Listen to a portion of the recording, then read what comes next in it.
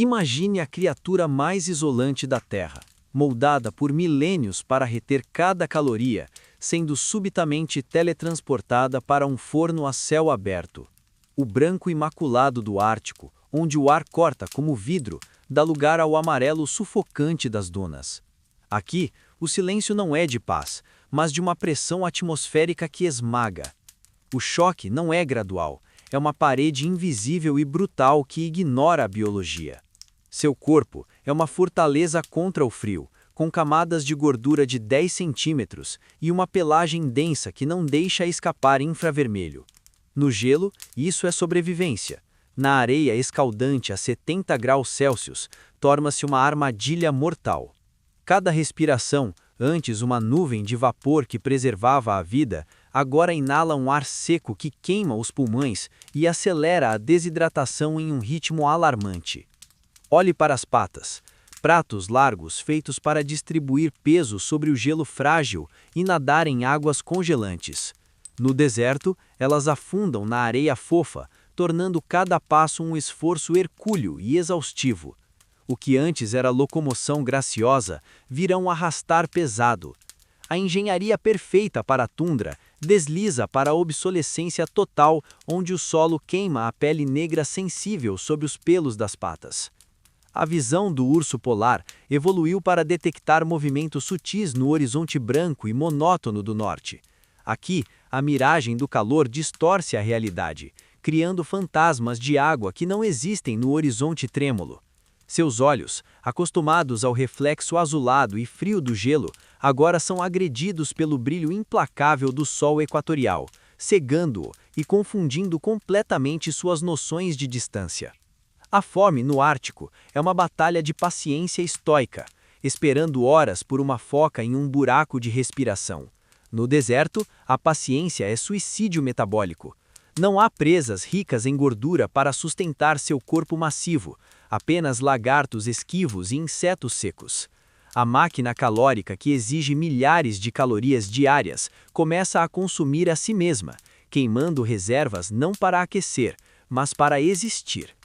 A água, o elemento que define sua existência anfíbia, desapareceu completamente do mata. No norte, ele está cercado por ela, seja líquida ou sólida. Aqui, a aridez suga a umidade de seus olhos e boca a cada segundo. O instinto primário de mergulhar para resfriar o corpo é frustrado pela realidade de um oceano de areia infindável. O pânico não vem de um predador, mas da ausência absoluta de seu habitat. Este cenário não é apenas um experimento mental cruel, é o teste definitivo dos limites da adaptação biológica. Quanto tempo um rei destronado dura quando seu castelo de gelo derrete sob seus pés? Vamos dissecar, hora a hora, a luta impossível entre a biologia do ápice do frio e a física impiedosa do calor extremo. Bem-vindo ao pior pesadelo de um urso polar. Bem-vindo ao inferno de areia. A pelagem do urso polar é uma obra-prima da engenharia natural, composta por pelos ocos e transparentes que conduzem a luz solar diretamente para a pele preta, retendo cada joule de calor. No Ártico, isso é genialidade evolutiva. No deserto, sob um sol de 45 graus Celsius, transforma o animal em uma panela de pressão viva. O isolamento que deveria salvá-lo agora impede que o calor escape, cozinhando seus órgãos internos de fora para dentro. Diferente dos humanos, que suam para resfriar a superfície da pele, o urso depende quase exclusivamente da respiração ofegante para a termorregulação. Mas no deserto, o ar que ele inala é frequentemente mais quente que o sangue que tenta resfriar. Ele começa a hiperventilar em um ritmo frenético, expulsando umidade preciosa a cada exalação. É um paradoxo cruel. Para tentar baixar a temperatura, ele precisa desperdiçar a água que o mantém vivo. Sobre a pele, uma camada de gordura de 10 centímetros age como um cobertor térmico impossível de remover. Essa proteção, vital para nadar em águas congelantes, torna-se uma sentença de morte em terra seca e quente. O metabolismo do urso, uma fornalha biológica calibrada para gerar calor constante, continua operando, mas a energia térmica fica presa. Sua temperatura central começa a subir perigosamente, aproximando-se do limite crítico de 41 graus Celsius. O instinto primitivo do urso grita para ele buscar alívio, cavando a superfície em busca do permafrost ou do gelo que deveria estar ali. Ao arranhar as dunas, ele encontra apenas areia escaldante, que queima suas garras e almofadas plantais. O estresse térmico causa desorientação imediata e severa. Suas funções cognitivas, aguçadas para a caça silenciosa no gelo, ficam nubladas pelo superaquecimento cerebral e pelo pânico crescente. Em menos de 1 hora de exposição direta, o gigante do norte enfrenta uma hipertermia sistêmica.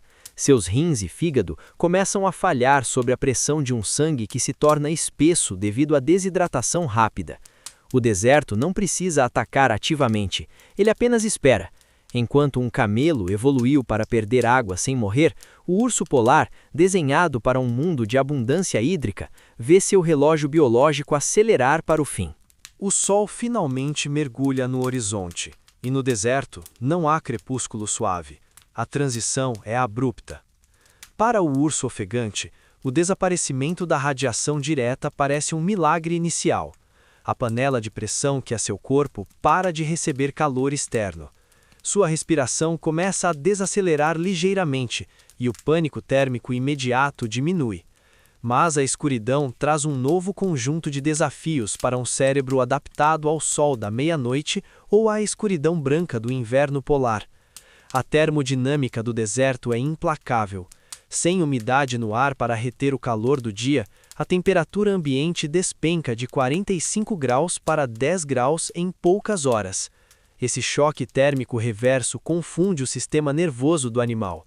Sua pelagem superisolante, que o estava matando horas atrás, agora volta a funcionar como projetado.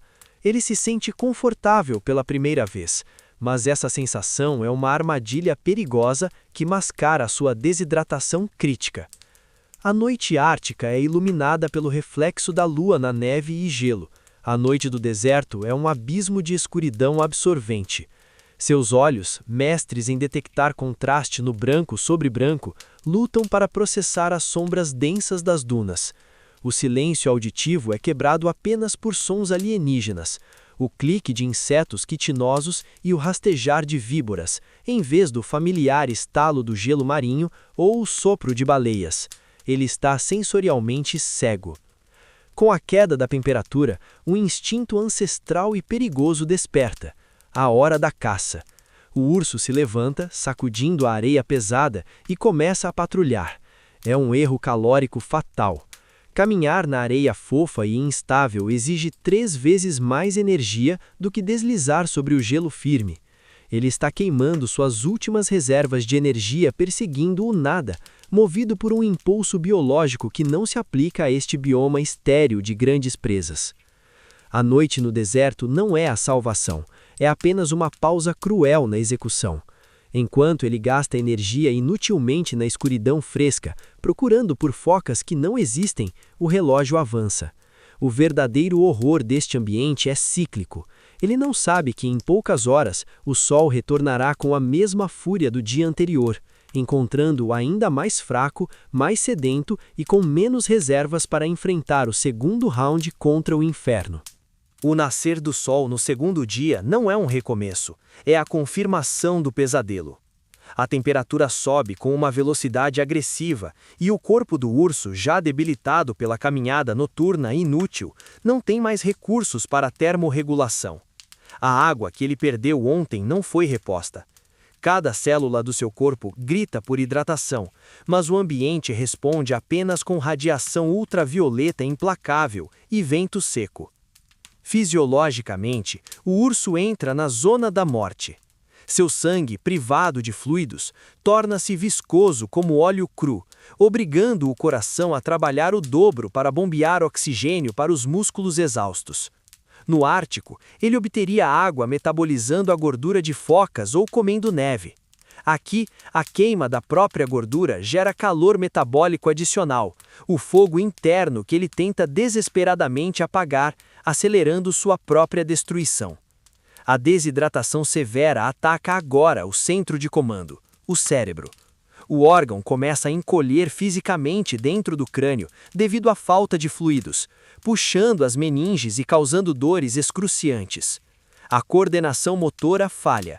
O predador ágil torna-se trôpego, arrastando as patas traseiras. Ele começa a alucinar, confundindo as ondas de calor que emanam do chão com o movimento da água, perseguindo fantasmas térmicos. Seus sentidos, antes infalíveis, desligam um a um. O olfato, capaz de cheirar uma foca a quilômetros, está inutilizado. As mucosas nasais secaram e racharam, sangrando com a poeira abrasiva. Seus olhos lacrimejam não de emoção, mas de irritação extrema, enquanto a areia atua como lixa nas córneas. O gigante está cego, surdo para os perigos reais e mudo em sua agonia, incapaz até de rugir com a garganta paralisada pela secura. O instinto de luta dá lugar a uma letargia inevitável. O urso para de caminhar. Ele tenta cavar uma última trincheira na areia, buscando o frio do permafrost que sua memória genética insiste que deve estar lá embaixo. Mas a areia desmorona sobre ele, quente e sufocante. Ele se deita, virando-se de costas para o sol, não para descansar, mas porque a termodinâmica venceu a biologia. O Rei do Norte foi derrotado pela geografia.